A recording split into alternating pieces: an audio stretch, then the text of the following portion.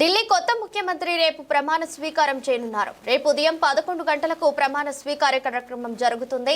దీనికి సంబంధించి రామ్లీలా మైదానంలో ఏర్పాట్లు జరుగుతున్నాయి. నూతన ముఖ్యమంత్రి ఎంపిక కోసం ఈ సాయంత్రం 6:30 ఢిల్లీలోని బీజేపీ కార్యాలయంలో బీజేపీ ఎమ్మెల్యే సమావేశం కానున్నారు. ఏ భేటీలో శాసనసభాపక్ష నేతను ఎన్నుకుంటారు. ఢిల్లీ ముఖ్యమంత్రి రేసులో ప్రధానంగా పర్వేష్ వర్మ, శిఖా రాయ్ పేర్లు వినిపిస్తున్నాయి.